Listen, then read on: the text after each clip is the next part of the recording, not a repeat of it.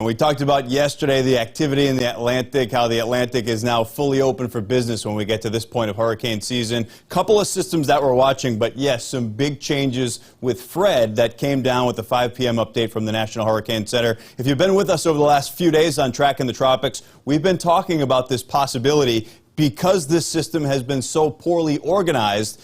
Even before it passed over Hispaniola, but especially once it passed over that high terrain, the mountain chains through portions of the Dominican Republic and Haiti, that's what really disrupted that center of circulation. It's essentially never recovered from that. We've seen this poorly organized system drifting westward over the last 24 hours, really moved on shore in central portions of Cuba, and with that, more land interaction over the course of the day today. That's why you look at this on satellite, it's very difficult to even point out a center of circulation to even qualify this, for the time being at least, as a tropical system. National Hurricane Center has the fix right about there with max winds at 35 miles per hour. But even in their latest update, their forecast discussion, it points out that that wind estimate is probably generous at this point. So the system is in very rough shape. We've talked about the reasons for that over the last few days, but right now you look at this, the water vapor imagery, of course we've got the land interaction, the high terrain in Cuba right now. There's still a little bit of dry air in the vicinity, and you see that spin here right over the Florida peninsula.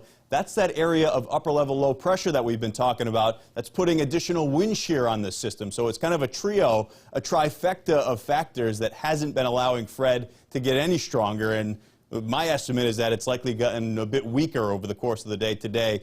Because it stayed so weak, it's been passing farther off to the west. It's very difficult for forecast models to get a hold on a poorly defined system because the forecast models have a hard time even seeing where point 1 or point 0 is for the system, where it's at in real time, and then you're going to have to make the decision where it's heading long term. So you can see how that would lead to some uncertainty, not knowing at point 0 where it's moving down the road. But where the fix is now, this had to get adjusted significantly farther off to the west. So in the last update, 11 a.m. from the National Hurricane Center, we had a forecast cone that was essentially clipping the Tampa Bay area. Should include now that the entire Tampa Bay area and southwest Florida is now well outside of the cone. But as we talk about with all tropical systems, you can't focus just on the cone, especially with a system like this one that's so poorly organized and lopsided. A lot of disruptive weather can extend far outside that cone of uncertainty. So that does still include places like southwest Florida, the Tampa Bay area, the possibility at least of some heavy rainfall, some gusty downpours,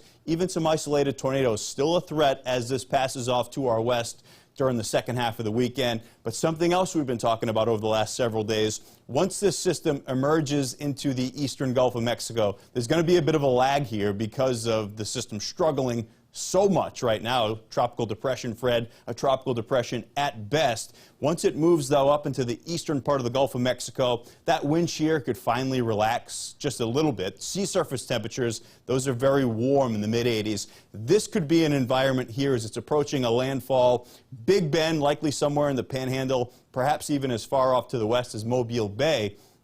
It could be a situation where this is becoming a more well-formed tropical storm as it's approaching landfall and then weakens, of course, as it moves on shore and passes up towards the Ohio River Valley. So that's where the tropical moisture is heading long-term. But you can see a massive shift off to the west in this latest update from the National Hurricane Center. We've been talking about over the last 24 hours or so, the trends among forecast models have been farther west, farther west, farther west. We're finally starting to see that reflected in the forecast cone, and these are the spaghetti plots here. Gerard, we've been watching this over the last day or so. Now we're really starting to see that cone shift with those forecast models. It's very difficult for these models, though, as I was mentioning, to really get a good hold on a system that is poorly formed.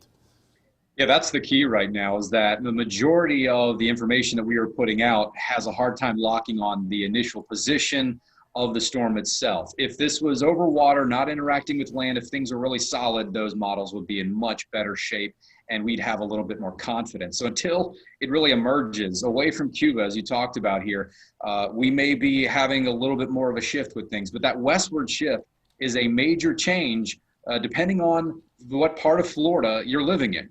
And as you also mentioned, this might push it a little further away from places like Tampa. but more eyes need to be on the storm now, especially if you are in, say, Tallahassee, all the way to Pensacola, maybe even down towards Mobile. This system has some more potential to be over water longer. More of the system could be over water, and that could lead to a little bit bigger or greater intensity as it moves over some more favorable waters. So that makes a big difference for folks maybe perhaps across western Florida, but bigger impacts could be seen across the panhandle now. Yeah, and this could be a situation if you're watching from southwest Florida, if you're watching from the Tampa Bay area where you see, great, Fred, the track has shifted farther off to the west. Tampa Bay is no longer included in that forecast cone. We're good for the weekend. We got Bengals Bucks tomorrow night, Sunday. Whatever you have planned for the second half of the weekend, keep in mind what's happened over the last several days, the last several weeks. We've gotten soaked each afternoon with essentially tropical downpours, so we're not equipped right now to handle any form of heavy rainfall, and there is still the possibility, especially along coastal areas locally, that we could see 3 to as much as 5 inches of rain over the next few days. So if you live in a flood-prone area, this is something that you still need to be monitoring very closely and taking seriously. We've got tropical storm watches just south of the viewing area as you head down towards Charlotte and Lee County, southwest Florida, Naples, down to the Keys. That's where a tropical storm warning is still in effect. So once this emerges off of Cuba, it can slowly start to get its act together. Yes, it's a forecast path that takes it farther away from the west coast of Florida, which will limit impacts. Likely, there is still the possibility for some rounds of heavy rainfall over the weekend, especially on Sunday, and an isolated tornado threat and a localized flooding threat. So something to be very mindful of as we head into the weekend, whatever you've got planned. Wish we could say Fred was the only game in town. It's getting active in the Atlantic. It's the time of the season where we're looking for tropical waves moving across the main development region. There you go, another one that looks very similar to Fred did several days ago, about 1,000 miles off to the east of the Leeward Islands. You see right now its motion 22 miles per hour. So this thing's boogieing across the Atlantic at this point. In fact, you see that's the center of circulation. All the convection with it is out in front of it. So the winds aloft, the higher winds aloft, are essentially outrunning that low-level center of circulation as it's being pushed very rapidly across the Atlantic at this point. We'll start to slow down as it approaches the Lesser Antilles. There may be a little window where the wind shear starts to let up a little bit. That would allow this system to get a little bit stronger as it approaches the Lesser Antilles. This is the first forecast path, or excuse me, now the second forecast path that's been put out by the National Hurricane Center. You see very high confidence in the short term, taking it towards the Leeward Islands. Then, as you would expect, farther out in time, that cone fans out. We've got the possibility with the southern track of this cone, the southern periphery of it, that would be a situation very similar to Fred, where we had all kinds of land interaction, also some wind shear, and that would keep the system fairly weak as we move on through the next several days. There is still a possibility at this point that this could move along the northern periphery of this forecast path. That would allow limited land interaction and perhaps a stronger storm that would have an opportunity to even recurve before it got to Florida, maybe even the Bahamas. So there's still a lot of uncertainty with this system, of course, as it hasn't even formed yet. Potential Tropical Cyclone 7, but don't be surprised tonight or during the first part of the weekend if you hear Tropical Storm Grace. That'll be our next one. These are the forecast models. With these, JB, you see the high confidence in the short term. There is a bit of a spread heading long term. So there's a number of solutions there. Southern track likely weaker. Northern track would be a stronger storm, but maybe one that turns early in the Atlantic. Man, it's pretty eerie to see just how similar these models look to what we had just a week ago with Fred. Fred and what is expected to be Grace looking quite similar at where they were at their respective stages here. Great to have News Nation meteorologist Gerard Jebaily joining us here, everybody from Chicago, monitoring the same models that we are, of course, here on Tracking the Tropics. Let's activate the meteorologist Q&A here, folks. We're going to start to take your questions now out of the Facebook Live comment section. You can use any of the hashtags on your screen. Hashtag Hey Gerard, hashtag Hey Ian, or hashtag Hey JB. And we've got a few already coming in here. Gerard, I'm going to throw this one your way, and then also Ian's way here as well. Vicky Hearn joining us here in the Facebook Live comment section, asking, hashtag Hey Ian, what's your prediction on how strong Grace will get coming in behind Fred?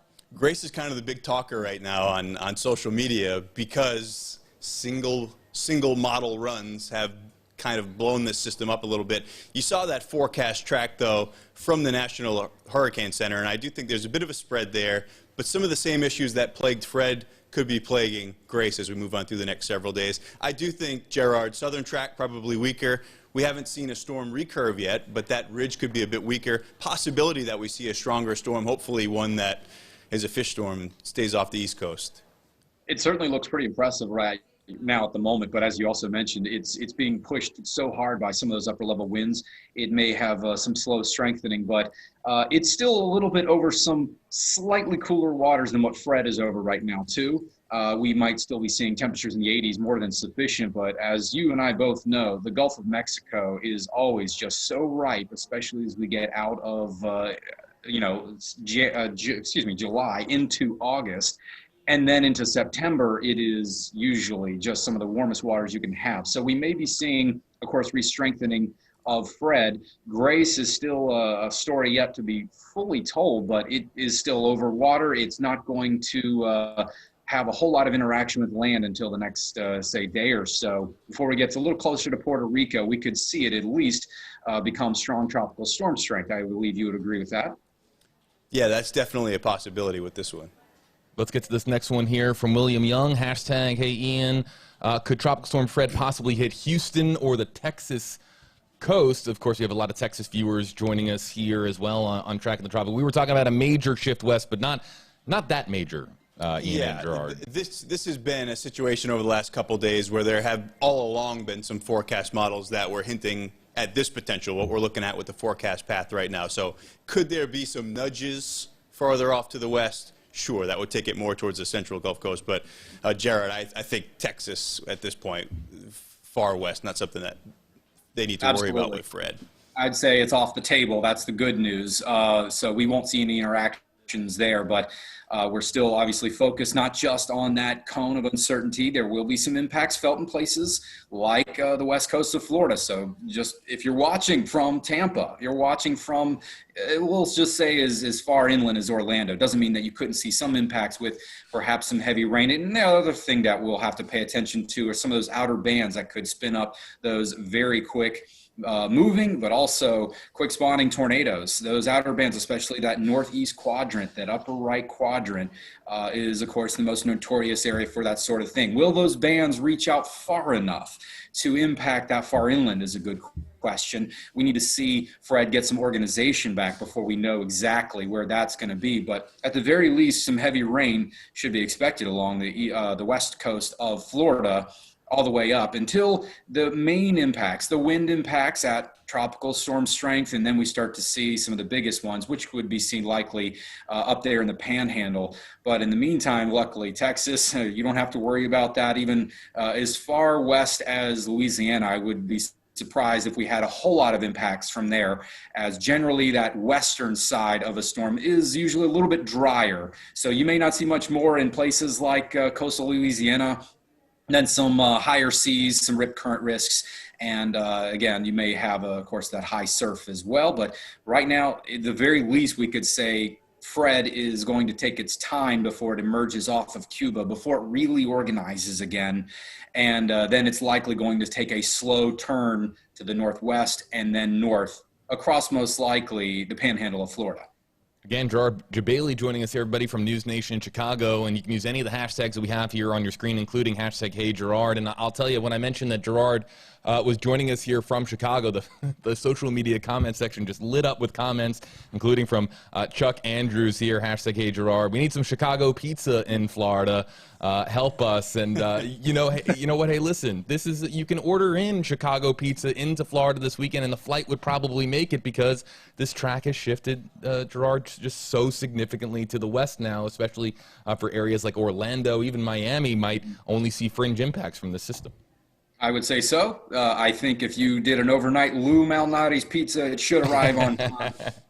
You just want to make sure you get it in before Sunday if you live in Tallahassee. And obviously, I think having one of those hot, ready to serve on a Sunday, if you happen to be under a lot of rain in there, that would hit the spot. I would have to agree.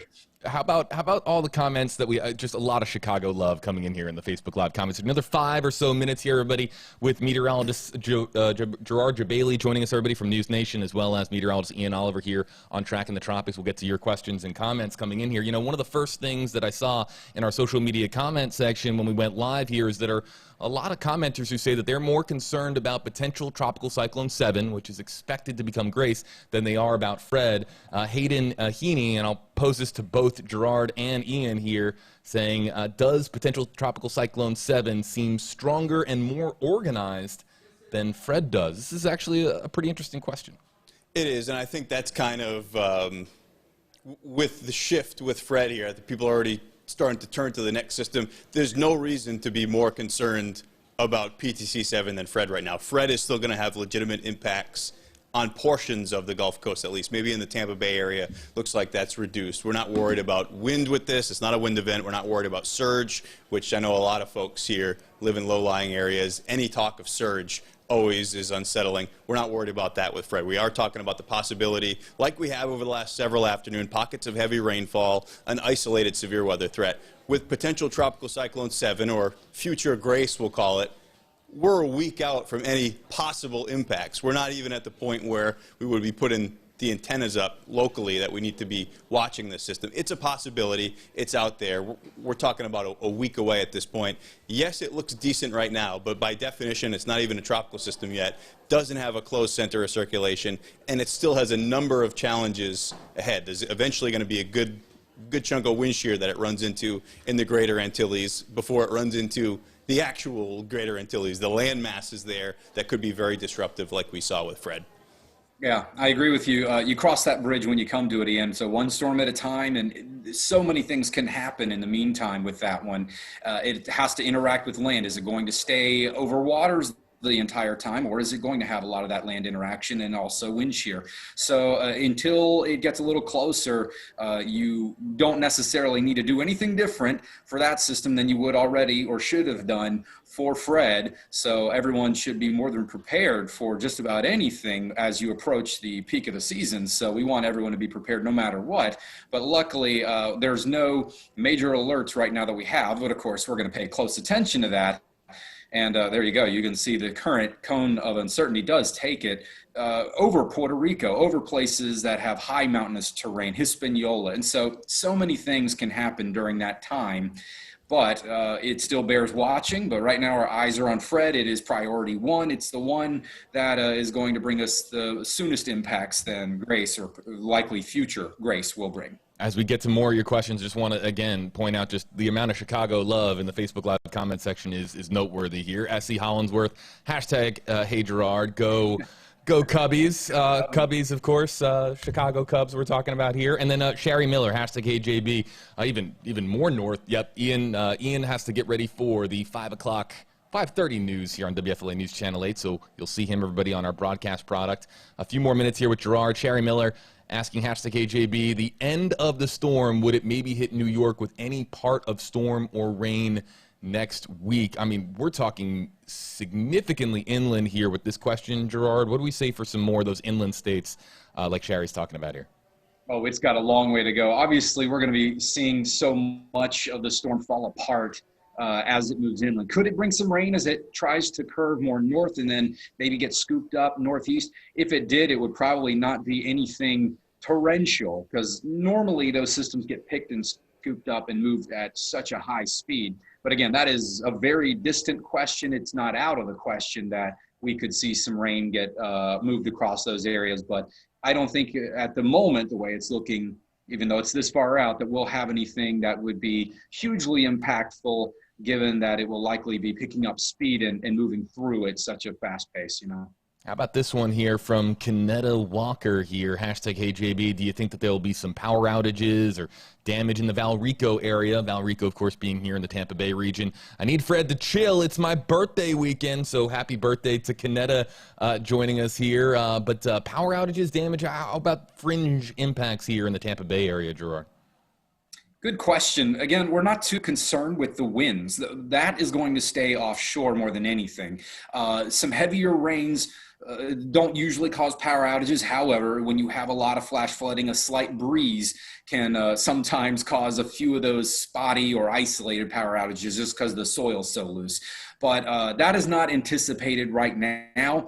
The only other potential, and this would be, again, a very isolated thing, is if we get some of those fast and very quick spin-up tornadoes that will move very quickly. Of course, one or two of those moving across an area would certainly cause some power outages as power lines come down. But I would not expect that. I think birthday should still happen, but you might need to have one that may be a little bit more indoors, as there will be plenty of rain around. So just in case, try to have something set up indoors just to kind of cover your heads there from any rainfall. Got a lot of questions coming in from some of our coastal communities here in the Tampa Bay area, Pasco County, Pinellas County, of course, here in the Tampa Bay area, and a lot about Newport Richey, Florida, especially, like from Rosie Batista Williams here asking, what about Newport Richey, Florida, as in already sinking all the rain from the last storm that we had come through. You know, Gerard, we've had our typical pattern here, but maybe even more atypical in that we've just had so much rainfall over the last several weeks here in the Tampa Bay area. Should some of those coastal some of the coastal communities here in the Tampa Bay area be more mindful with the system? I would say just in terms of potential for flash flooding, given that the ground probably is already saturated so much and many of those ditches and creeks and things like that just may already be somewhat full.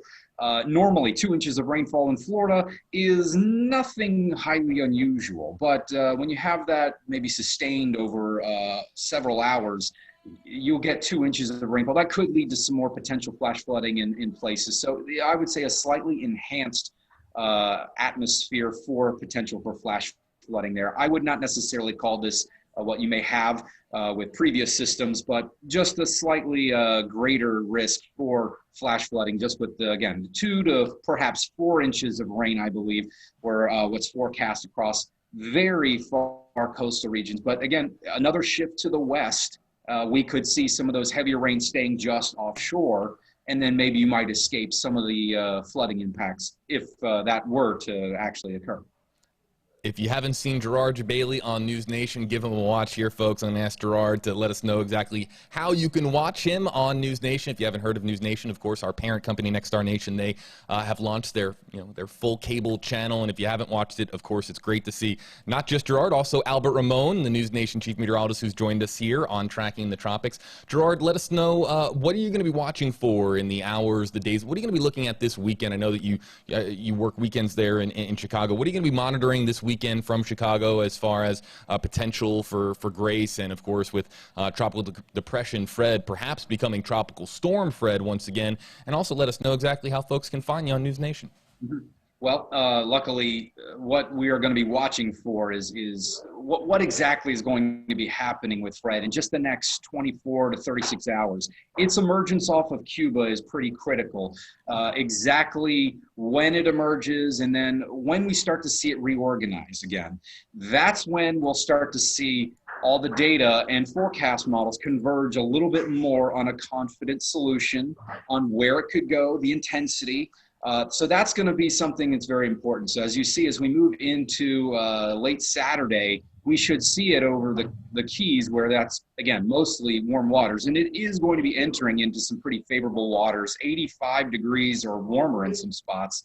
And that's going to make a difference in strength as it starts to head north towards the panhandle of Florida. So I'm focused on where will it reemerge, how will it reorganize, and that point, then we start to know a whole lot more as to what could become of it as it heads towards the panhandle of Florida. That's sort of the focus right now.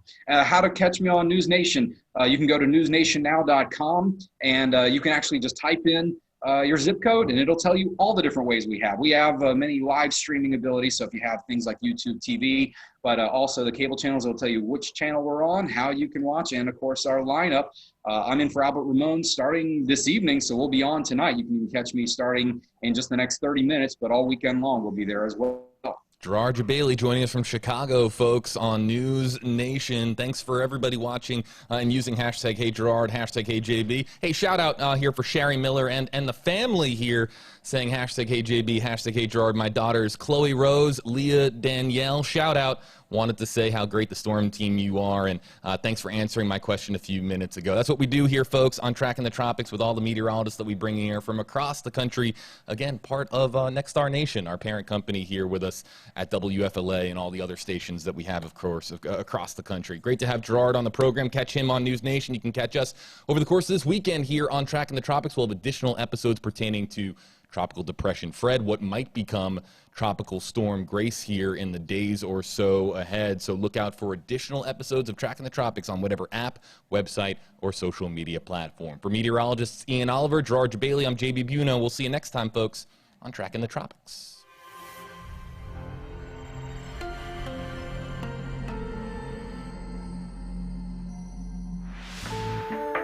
Thank you for watching Tracking the Tropics.